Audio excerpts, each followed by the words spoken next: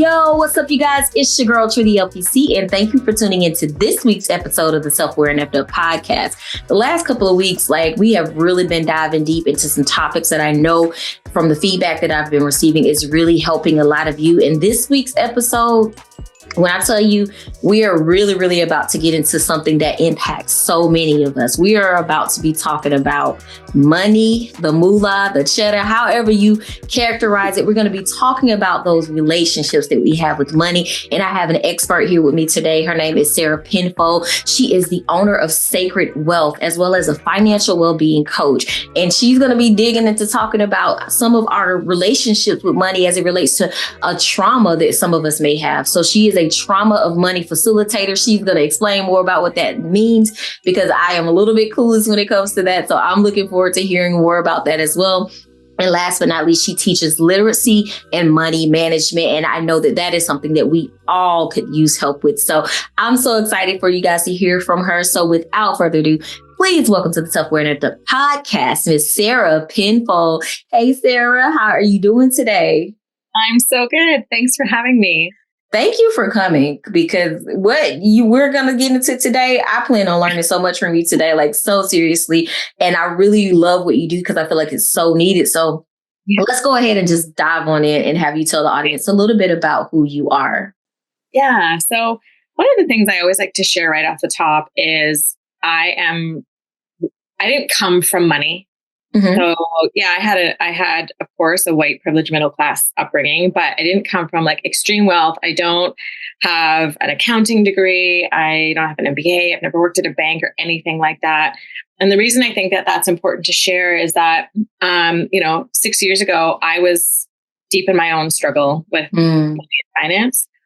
And I found the work through the coach that worked for me. And worked in her program for a bit, but it was my personal journey that opened my eyes to how powerful this work is, and that you don't need to be an quote unquote expert. And I realized my own belief in that I had this perception that there's people that are experts that I had to abdicate my power to. Wow. With money, that just knew more about money than I did, as opposed to when I went through this program, really realizing oh my gosh, it's actually very accessible, and it's more the personal inside stuff that keeps people from getting to their money, right? The literacies, it's there, it's available. It's why we don't get literate and why we don't learn that I like to tackle in my work. Yeah. So what are some of the key reasons you think we don't do that? We don't tackle those things, even though the knowledge is accessible to us? Yeah. Well, first, I will say, I think it is a big failing of the system that I learned about calculus and sine waves in high school and not about compounding interest and all the literacy pieces, how, saving money and all those kind of habits. I think it is a big failing that is not taught when we're young, because, oh my gosh, if I knew that and put some of these things in place when I was in my 20s and even 30s, the difference that it would have made for my life now.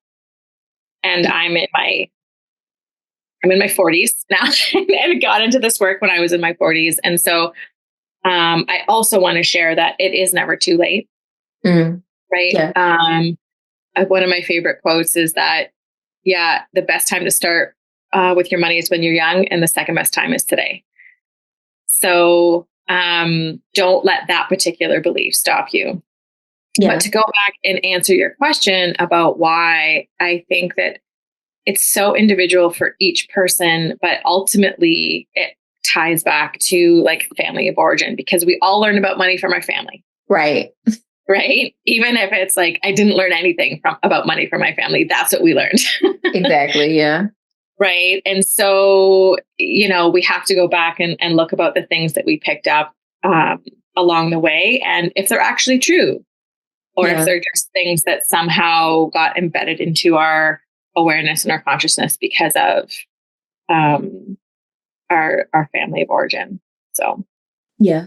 I can definitely get that. I know my relationship with money was definitely shaped out of growing up in poverty and, really still navigating a scarcity mindset as it relates to money, because even though I'm not in a place nearly as bad as I was, many years ago, it's still like I still get anxiety on paydays, because even though I know I make enough to cover the bills, it's just the seeing my bank account get below a certain part that causes me anxiety, because I know everything that needs to be done. So, is that something that you work with people on? Like if they have a lot of anxiety around finances, and, is that something you work through in terms of your role?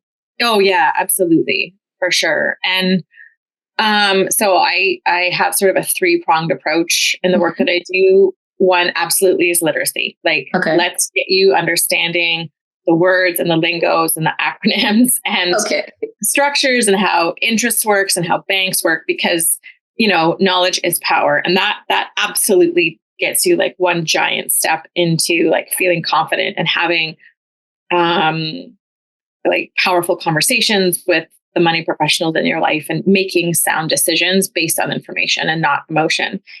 The second piece is building a system that works for an individual. So,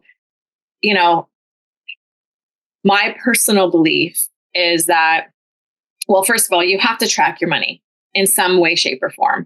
And there's all kinds of different ways to do that, right? Like there's apps. I have my own sheet that people can get for a lifetime. And the reason I really like a sheet, because I've tried the apps and they didn't work for me for a number of reasons. One, because it meant that I had to track every single expenditure. Yeah. So it's like, okay, I budgeted $30 for coffees this week, but I actually want another one. So, and I spent my 30. So does that mean I can't? And it also just feels like when I'm tracking every single expenditure, it feels like the counting calories type thing. Okay. I can see that. And I can't do that either. So what I have learned and then adapted is that, you build a system, because our life for the most part, like 70-80% works on monthly cycles, right? We have our rent, we have our bills, we have all our subscriptions, like all that stuff gets billed monthly. So, so you build the cycle to work in a month, you automate everything. And so everything flows, and then you just go in and check on your money like once a month for 30 or 60 minutes. Because that worked for me, right? Is to be able to have a system that I built that I know that works with my values and my budget. Like I really like traveling. So more of the money that I save goes to travel. If someone is really into music and concerts and they love to go to live shows, that's maybe going to be where they're going to be allocating their money. So we can really custom build this, I call it a spending plan, the budget, the B word. We don't like to say that in my world because it has this like energy around it, right? Like I say, you need to have a budget, and people are like, it has this like energy of like constriction and like not being allowed to do anything. So I have the system that I have is like you're building a structure that has guardrails, but that you still have a lot of freedom within.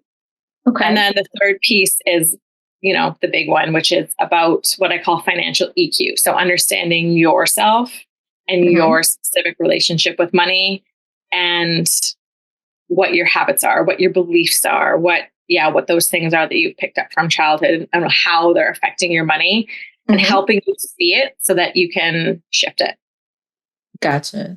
So kind of calling out how, like, I guess addressing how you see money, and does it involve kind of changing that relationship or shifting that relationship? Okay. What does that look like? So I'll give you an example. Is that for a lot of reasons, people don't learn how to save money. It's odd to say, but saving money is a habit. And that can come from, living in a certain degree of poverty when every cent that came in has to immediately go out to pay bills, to pay rent. Like there really is not much elbow room to just like cover the basics. And that gets embedded in your nervous system, right? And what you hear and what you pick up from your caregivers around like managing that, like, and you can feel it energetically too, even if you're not hearing it, right? And so how does that show up in adulthood? Do you have a savings habit, or do you spend money? Even if now you have dispensable income, does it come in and go out? Yeah. Right? Are you spending it on, clothes, or, I don't know, video games, or like whatever things are that you do, like Uber Eats, right? Like, or DoorDash, like all the things that people just spend, and then like there's nothing left to save. Right. So, and even I had a version of that too. I was never taught to save money by my family. I was given very generous allowance, and I had to manage it, right? Like I had to learn how to pay for my own toiletries. As a teenager, I had to buy my own makeup. I was given a little bit extra in the fall and the spring to buy clothes as I was growing. And then I thought for the longest time, wow, my parents really did me a favor because I learned how to manage my money. And they did in some ways. Like when I was having roommates and in university, I was the one that always took care of the bills and helped split. It was back in the day when we didn't have cell phones. So we had to like split long distance phone bills and stuff. Like I was the one that took care of that. But I never learned how to save. So it kind of got me halfway. But then, and talking to my dad about my journey with money, he's like, I didn't really get my shit together with money until I was in his mid 40s. So that's when I started my journey too. So I think it's really interesting, and we could get into like generational trauma and epigenetics, but it's like the same pattern that my dad had with money I had. Yeah. Right. Yeah, no, I can definitely see how that would be something passed from generation to generation, because if you're not taught anything different, I know you said earlier, like you wish that there had been certain types of classes around finance and things like that in high school. I actually took a finance class in high school, believe it or not. And I know we're not really that far apart in age based on what I know about your age. And I actually took the class and learned a good amount about credit cards and things of that nature and paying it off each month and all of that, which some people laugh, like people really pay their credit card off every month? I do, because I don't pay interest on anything, but I learned that in that class. And even though I'm at a different space now with my relationship with credit and all of that or whatever, even though I learned that from a class in high school, I still screwed my credit up when I was in my 20s, because I didn't have the discipline to not overspend after a certain point, because it's like, I can just put it on a credit card. And so I think that I see a lot of people get into credit card debt because they don't understand interest, and they don't understand, that having to pay off interest means you are dipping into the ability for you to save, because you're having to pay more money because you're not paying that credit card off every month. Yeah, totally. And I definitely want to talk about that, and I'll address that in a second, but I want to touch on something you said, which is about, you learned it in high school and you had, your own experience with it. And so one of, to kind of take a nod to the title of your podcast, right? You get the information in your brain when you're young.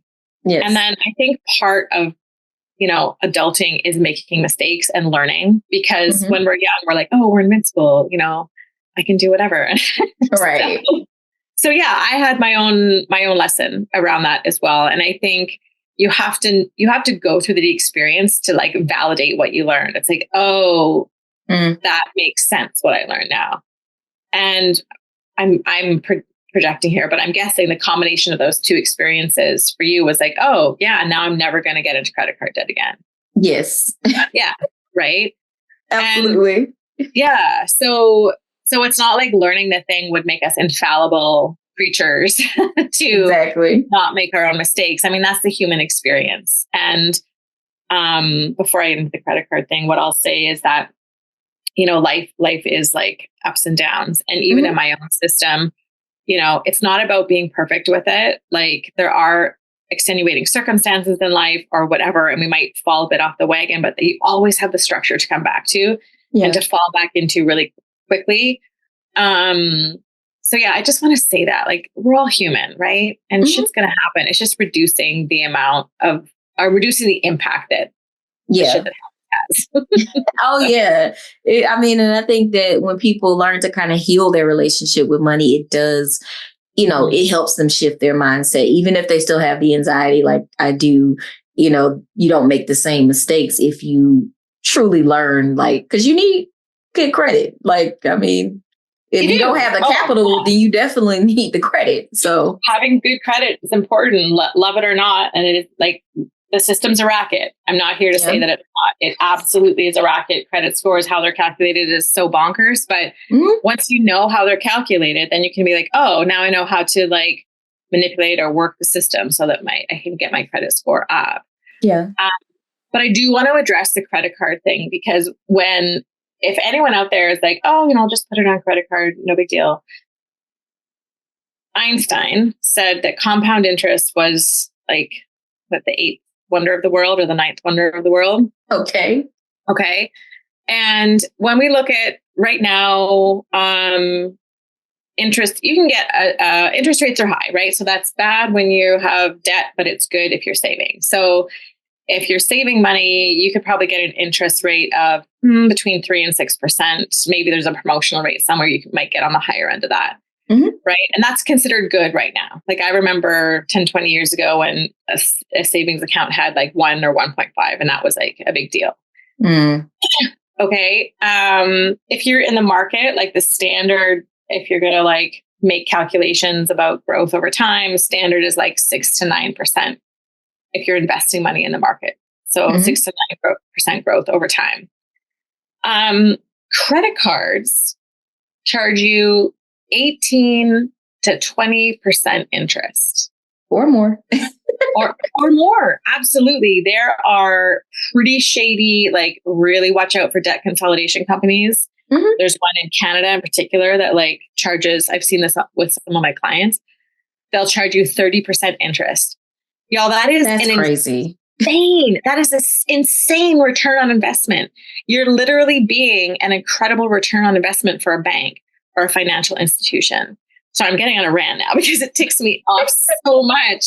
But like, nowhere unless you have like a rock star financial advisor, or you pick a good index fund or whatever, like very rarely are you getting a 20% return on investment on a regular basis. But the banks are, because we're letting them, because we're allowing ourselves to stay in credit card debt. So, one of my like sort of subversive, I have like part of my personality is like maverick, rebel, protest, F the man. Yes. So you want to F the man, stop giving them your money. Right. And so kudos to you for paying off your credit card debt every month, because you're actually then, I like to think about it, you're kind of effing them a little bit, because you can like collect the points and get all the stuff, but you're not giving them any interest. Yeah. And you're part of the really few percent of the credit card owners that does that. But it is possible. So that's my rant on credit cards interest. Yeah, no, I mean, I definitely learned my lesson. And you're right. I use it for the points, because I usually get probably like close to 1,000 based on where my income level is and all that. I usually get about $1,000 like each year in just the rewards, and I don't pay interest on anything. So I'm here for it. I pay bills on credit cards and just pay them off, Exactly. So. Exactly. Like, we all, having a credit card is definitely handy. It helps you automate a lot of that stuff and make things easy. It's just making sure that you're also creating an automation to pay it off every month. Right. Absolutely. Yeah. So I know a lot of what you kind of teach is around financial wellness and in all of that, all of what that entails. How do you even, like, what is financial wellness for someone that may not even know what it is? Yeah. So I'm going to kind of make a metaphor with, like your physical fitness, right? So everyone's aware of like, we need to move to keep our bodies, limber and healthy, and however you choose to do that. And how much of your week, month do you spend at the gym, right? Like, I go and lift 3 days a week now, and maybe another 2 or 3 times I'll go and like do some stretching or some yoga or whatever, right? So I'm investing, minimum 3, possibly 6 hours a week at the gym. Then I walk and ride my bike. So those are my choices that I make for my physical wellness, which then of course has trickle down effects on my mental health, wellness, etc. Yeah. What I realized in my own journey is that my financial wellness wasn't in a good place. So what that looked like for me is like I had all this anxiety about living paycheck to paycheck. I was making good money, when I started my journey, but I was still living paycheck to paycheck. And that had been a pattern for me when I was making like $40,000 less. So I'm like, okay, it's not the income that's the problem, right? If I was living paycheck to paycheck when I was making, 60 grand, and then now I was making like 90 or so, and I'm still living paycheck to paycheck. The problem is because my rent didn't go up that much, all that stuff. Yeah. So I was massively stressed. I started to worry about, I was looking sort of down the last half of my career, like, oh my gosh, I have some money saved for retirement just through my company's contribution plans, 401k in the States, our RSP group plan in Canada. But I don't know if that's going to be enough. Yeah. So, and I'm single. And so I was like, it's all on me. I didn't have anyone else to I didn't have partner privilege in that way. Like the benefit of having financial support from a partner. And it wasn't until I healed everything and felt that weight lift that I truly understand financial wellness. Because I was like, whoa, the amount of like my mental space and life energy that was, and frankly, potential that was taken up in worry about money it's not something that because you haven't had it yet likely. So this is the hard thing for me to explain to people, when you're so used to, and you have all of this lifetime of habits around money, you don't know what it feels like to be in a good relationship, to have that feeling of freedom and trusting that your money is going to be there and is working for you. It's such an indescribable feeling. And so, yeah, just going back to my initial metaphor, if you're spending 3 to 6 hours a week on your physical fitness, but nothing on your financial wellness, then, there's a bit of a disconnect there. And, if we're working a job, there's all kinds of layers below this, but essentially we're exchanging our energy for a paycheck. So that money is our life energy in a way. Right. We've physically done the work or done the thing to get the money. And so how we're treating that money is kind of how we're treating ourselves. Yeah. And so that was kind of when that hit me, I'm like, yeah, I haven't been respecting that part of myself.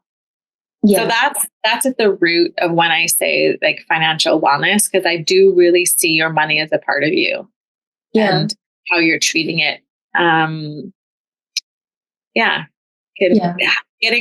Treating it better can have such an incredible impact on your conscious well-being as well.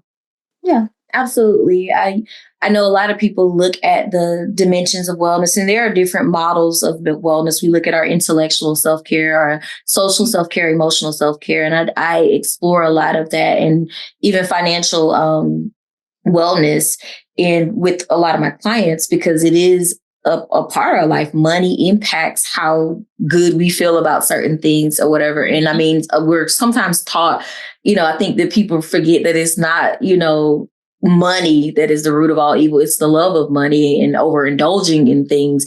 And people forget about avarice. They just take that part out of the saying and just make it money being the root. But no, financial wellness, if you're not taking care of yourself like that, it impacts all of those other areas, such as being able to get out and, have access to different things or whatever. So money, I think a lot of us have to move from seeing money the way that I've struggled with it, throughout my life, as you know, the scarcity mindset, a lot of people have to move towards seeing it as a resource, and having to and taking care of your finances allows you to be able to take care of other aspects of your wellness as well. So it's definitely a lot, but I know. Yeah. Yeah, one thing, you know, you said that really kind of stood out to me is like you were in a position where you were making more and you were still kind of feeling like, oh, I'm still living paycheck to paycheck. But a question that comes up for a lot of people is like, okay, well, what if I'm not making enough? What if my job income is so low, but you're saying save? How do I do that without sacrificing, you know, the little that I have that I'm trying to stay afloat with? What does that look like? Totally. And so I think it's really important to kind of make a distinction of like, there's the poverty line, and like below that, there's so many things to address about getting people out of poverty. Like that's a bigger societal question. It's like how we're giving to as when we have abundance. One of the things that can be, if you are struggling, then, you know, it's about looking at how you could potentially make more. That is, I think, the first thing to consider, because, oh my gosh, Lisa Nichols, I was listening to her talk, and she talks about what you earn, what you keep, and what you grow. And I love that because, it kind of helps kind of consider all the pieces that I teach, but in a different set of buckets.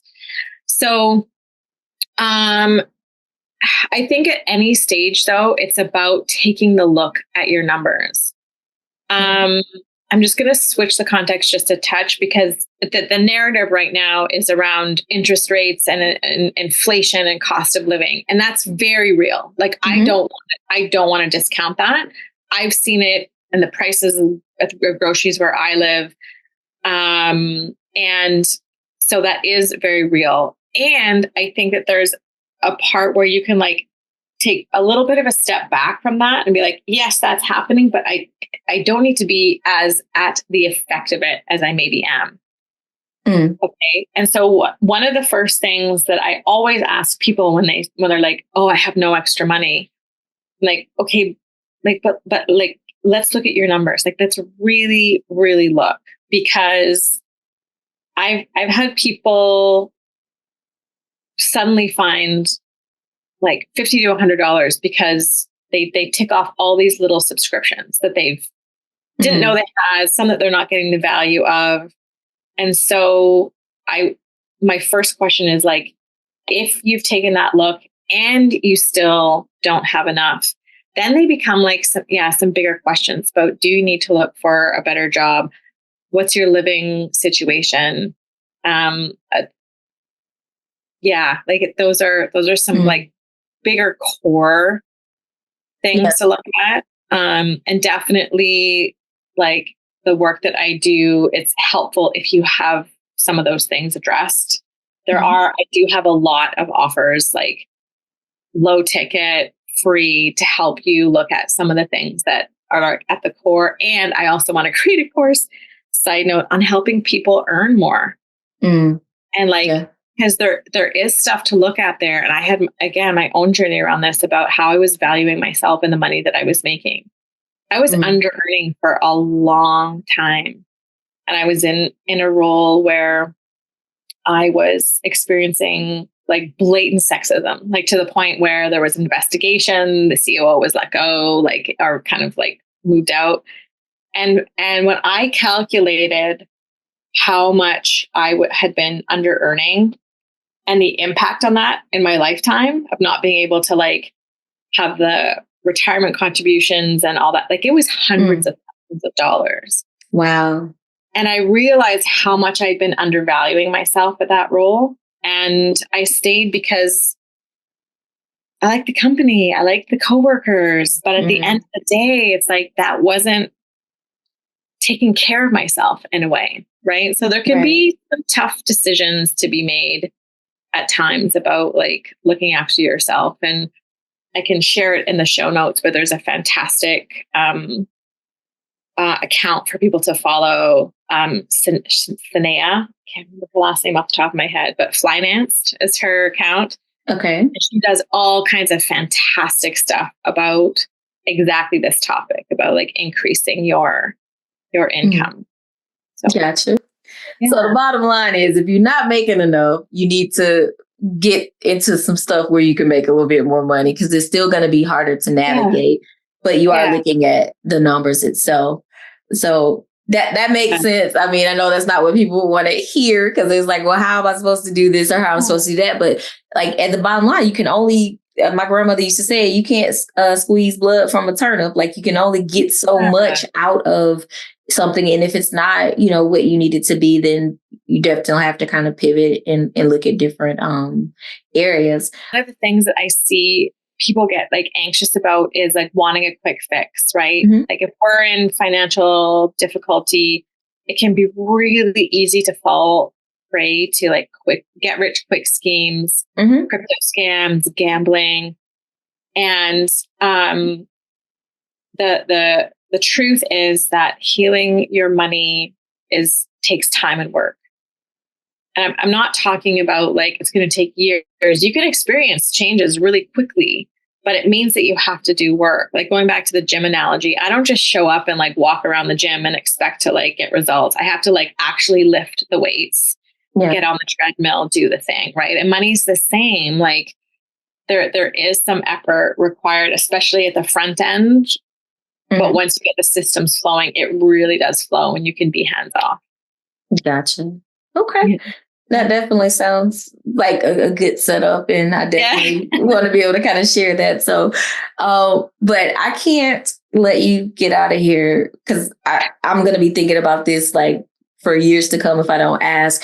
Okay. Trauma of money facilitator. What is that? Yeah, totally. So I've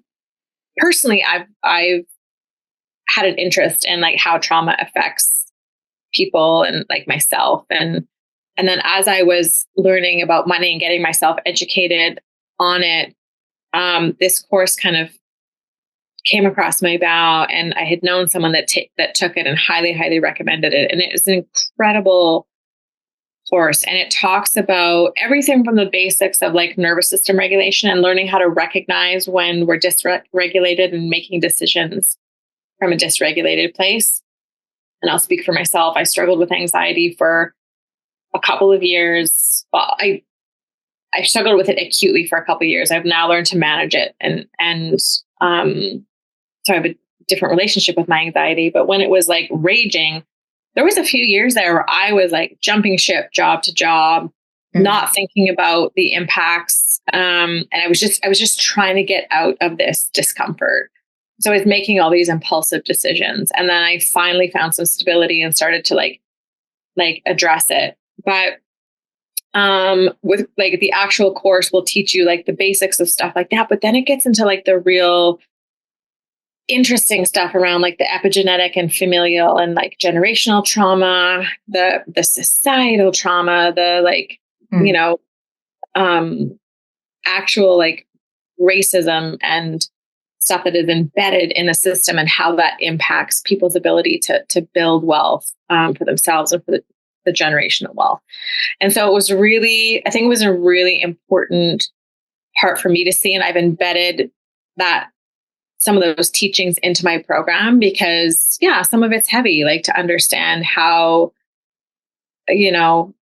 different structures were and still are very much in place. And, a lot of the things I talk about, it's important for me to say that like, there is a sort of underlying caveat that like, a lot of the things I say might sound like, oh, all things being equal, do this, but just know that I know that they're not equal. And that there are definitely systems in place that people have to overcome in their journey. And I don't shy away from those conversations and in the stuff that I teach. And I just think it's gotcha. all part of the landscape of money. Absolutely. Okay. So that definitely gives me a better idea of kind of what that looks like. So thank you for that. So shifting gears a bit, I ask everyone that comes on this show one question. And so I'm going to definitely throw that at you. How do you personally connect with the idea of being self-aware and fucked up? Right. So I have a love of personal development and growth. And I have since I was a teenager. And it wasn't until I just sunk into the fact that being effed up is just part of the journey. Okay. Even, with money, I'm actually going through something right now financially, and I'll share when I'm on the other side of it. But like, just because I teach this stuff doesn't mean I don't have my own challenges with it still. It just means I relate to them very differently than I did 6 years ago. And so we're all human and we all make mistakes. And it's so much easier if you can just accept that, and I'm just, gosh, I have a laundry list of all the things that I've done that, but yeah, I think that like perfectionism is a myth, and to just accept that we're all just tripping our way through life. Yeah. It's just part of what has to be accepted. Yeah. Yeah. All right. Well, thank you. You skated on that a little bit, but I ain't gonna call you out. I just did. Oh, call me out. No, I'll take it. Yeah, you went from the I to the collective we. I did catch myself doing that. Yeah. Yeah. But I'm gonna let you skate, Sarah. I definitely appreciate your time. And I definitely appreciate your openness and kind of sharing, about that financial piece, because it is something that people need to know. It's just this, it's fixed overnight. It's not that whole microwave idea of I want it right now. It takes time. It took me time to mess up my credit. And it took me about 4 or 5 years to get my credit back to a good enough place, and I mean, it looks a lot different now, 15 years later. But it took a while to get to where I wanted to be in terms of that, the dip that I took. So I definitely get that. But before we wrap up, I want you to share with the audience, how can they connect with you? How can they receive your services or, check out anything that you have going on? Yeah, absolutely. So I'm on Instagram and TikTok at Sarah Sacred Wealth, Sarah with an H. And that's Instagram and YouTube. And then TikTok is Sacred Wealth Coach. And then, I have a bunch of free offers if people are curious about just checking me out kind of risk-free. So I do monthly free EFT tapping calls. So we didn't touch on that, but EFT tapping is a nervous system regulation tool.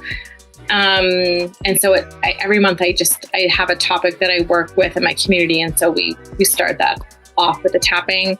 I have free money date checklists that you can download.